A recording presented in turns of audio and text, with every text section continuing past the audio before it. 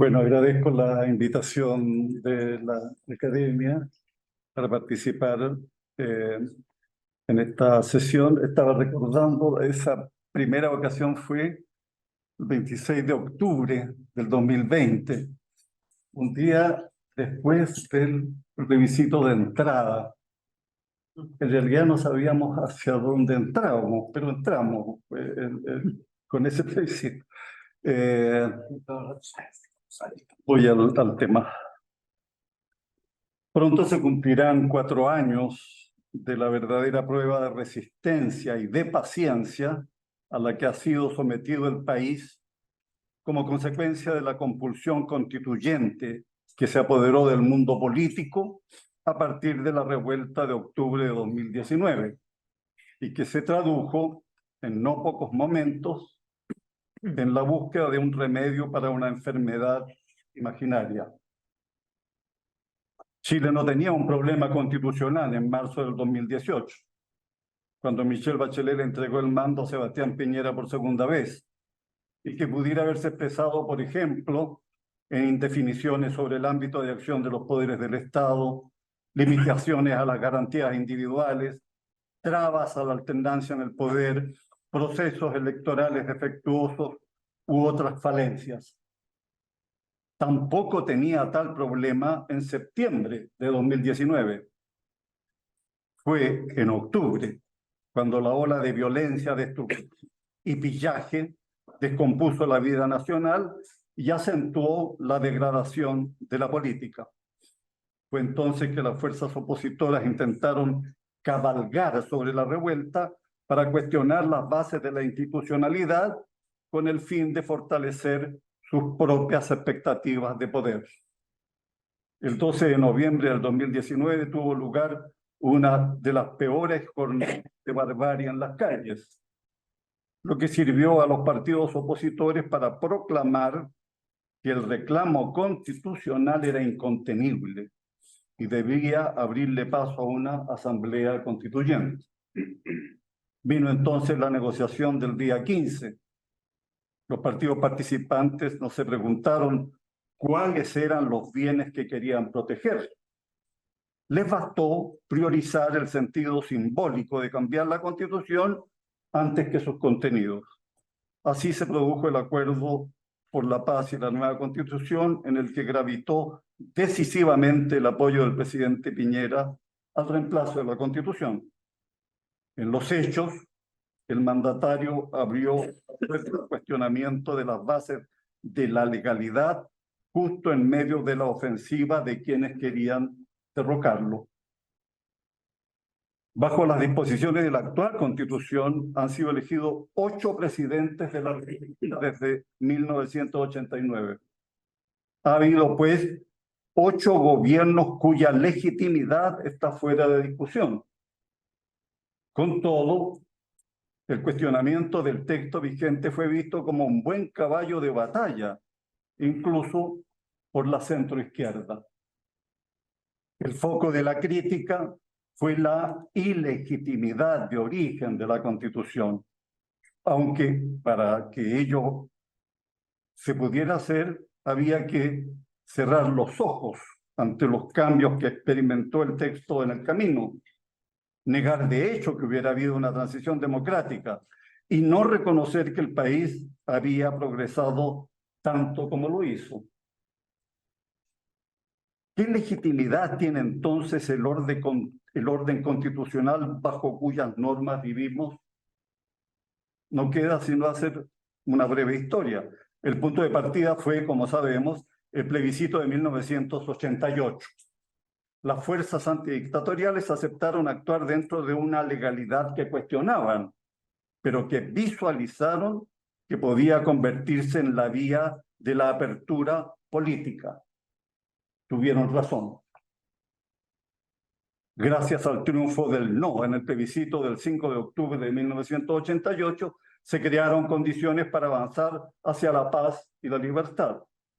En julio de 1989, otro plebiscito aprobó 54 reformas constitucionales pactadas entre los opositores y el régimen de Pinochet, las cuales permitieron efectuar elecciones libres y competitivas en diciembre de ese año. No hubo ruptura entonces, sino un acuerdo, una transacción, podría decirse, dentro de la legalidad del régimen. Quiere decir entonces que en Chile hubo una transición que podría calificarse de impura. Así es. Y es probable que allí radique su cualidad, no su defecto. Transición impura, efectivamente, o sea, realista, terrenal, fuera de norma, gracias a la cual el país evitó nuevos desgarramientos. La lucha por la libertad dio un paso gigantesco en 1988. Las Fuerzas Armadas reconocieron el triunfo del no y respaldaron la transición, porque entendieron que simbólica e institucionalmente no habría ruptura. Fue Pinochet quien entregó las insignias del mando a Patricio Aylwin, lo que fue un escenario incómodo para unos y otros y difícil de interpretar para los observadores extranjeros. Pero eso fue finalmente la base de la estabilidad y la gobernabilidad de los años siguientes. En el terreno constitucional, el país progresó gracias a la acumulación de reformas. A partir de 1990, todos los gobiernos propiciaron modificaciones sustanciales del original, más de 200 reformas permanentes y transitorias, las que fueron aprobadas por amplia mayoría en el Congreso. Todos los gobiernos prefirieron proponer enmiendas específicas, lo que significaba que independientemente de las discrepancias que subsistían en puntos como el sistema electoral, valoraban el orden constitucional que existía. Como es sabido, las reformas constitucionales de mayor trascendencia fueron las que promovió y materializó el presidente Ricardo Lagos en 2005. El 16 de mayo de aquel año, el Congreso Pleno aprobó un conjunto de reformas por 150 votos a favor, 3 en contra de senadores designados y una abstención de otro senador designado. Entre las reformas más importantes estuvo la que puso término a la inamovilidad de los comandantes jefes de las Fuerzas Armadas y los jefes policiales. Faltó sin duda efectuar un plebiscito, el que seguramente habría ratificado lo resuelto por el Congreso, pero el presidente carecía de atribuciones para convocarlo. El primer gobierno de la presidenta Michelle Bachelet no tuvo entre sus prioridades la redacción de una nueva constitución. Se limitó a promulgar 9 leyes con 30 reformas constitucionales. Tampoco el primer gobierno del presidente Piñera propuso elaborar otra constitución. Se limitó a promulgar 7 leyes con 16 reformas constitucionales. En 2013, Bachelet inició su campaña para volver a la moneda y levantó entonces el objetivo de reemplazar la constitución que llevaba la firma de Lagos. Durante su segundo mandato, hubo quienes vieron que se abría la posibilidad de cuestionar desde la izquierda los fundamentos de la transición y el camino recorrido por el país mediante el reemplazo de la Constitución. La manifestación más exótica de ello fue la bancada por la Asamblea Constituyente, integrada por diputados y senadores que parecían querer expiar alguna culpa, pero que en ningún caso mostraron intención de renunciar a sus cargos. En los 4 años de su segundo mandato, Bachelet no propuso ningún texto alternativo al Congreso. Optó en cambio por impulsar un programa de cabildos y asambleas sin base legal y que supuestamente iba a permitir elaborar una nueva constitución entre todos. Al final de su gobierno entregó un proyecto de nuevo texto al Congreso que no tenía relación alguna con aquel proceso. En el programa de su segundo gobierno, Piñera no incluyó el objetivo de elaborar otra constitución. Sin embargo, la revuelta del 2019 descompuso la brújula. El Congreso se marginó de las decisiones sobre el contenido de un nuevo texto y creó en los hechos un segundo parlamento. Gravitó allí el interés corporativo de los parlamentarios por ponerse a resguardo de las furias de la calle. y lavarse las manos respecto de los problemas que pudieran venir. Todos los partidos llevan velas en ese entierro. No han sido propiamente asuntos constitucionales los que han estado en el centro de las pugnas y confusiones de estos años, sino crudamente políticos. Fuimos testigos de un intento de cambiar el país de pies a cabeza mediante la redacción de una nueva constitución. Era, como ha dicho Rodríguez Elizondo, la vía constitucional a la revolución. En lenguaje de hoy, la refundación. La convención dejó muy claro en qué consistía aquello. Estuvimos cerca de un inmenso desastre. La crítica por aquel fracaso se ha concentrado en los integrantes de la convención, pero la mayor responsabilidad es del Congreso, que la armó desaprensivamente y hasta con un sistema electoral inédito. Y aquí estamos ahora, frente a un segundo experimento que, al parecer, el actual mandatario concibió como la posibilidad de tapar la derrota del 4 de septiembre pasado. No sabemos cómo concluirá las noticias de hoy, incluso, ¿verdad?, con el reclamo ante la Corte Suprema de los consejeros del oficialismo, puede enredar completamente las cosas.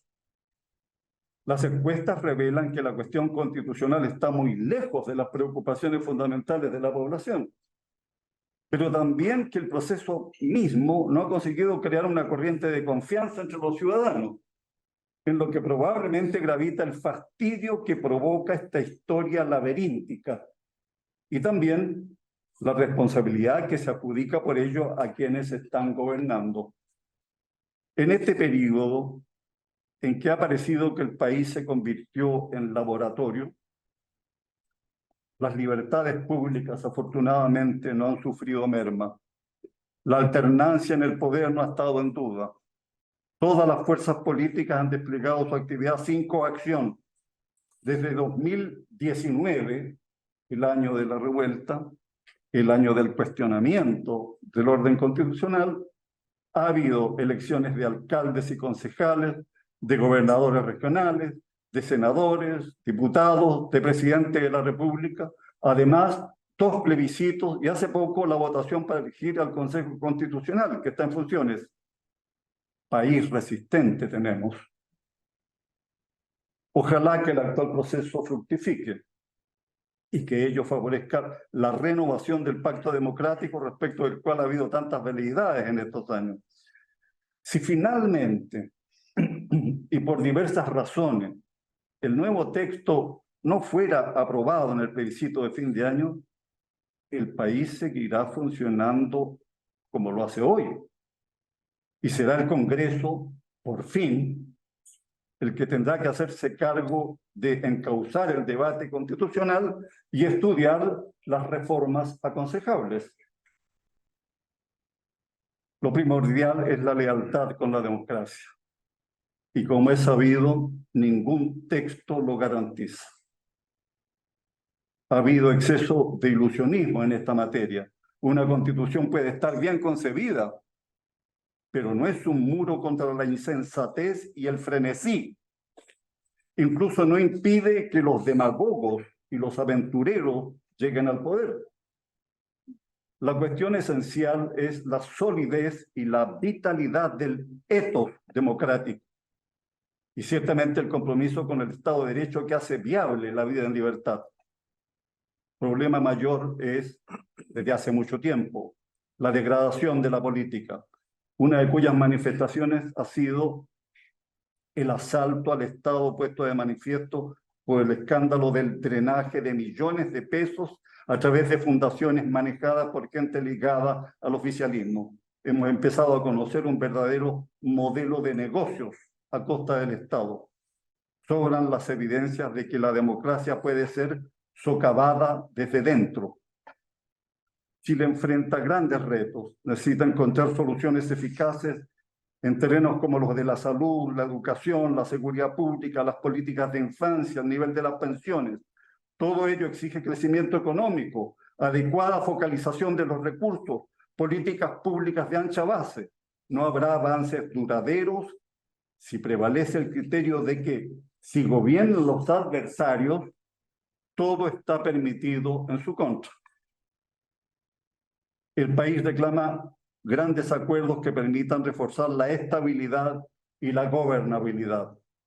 Es crucial imponer el monopolio estatal de la fuerza, desarticular a los grupos armados en el sur y enfrentar con una política de Estado el inmenso reto del crimen organizado. No hay soluciones milagrosas para la politiquería. Lo decisivo es recuperar la decencia y el civismo, erradicar las malas prácticas, combatir la corrupción y bregar para que las instituciones sirvan al bien común. Gracias, presidente.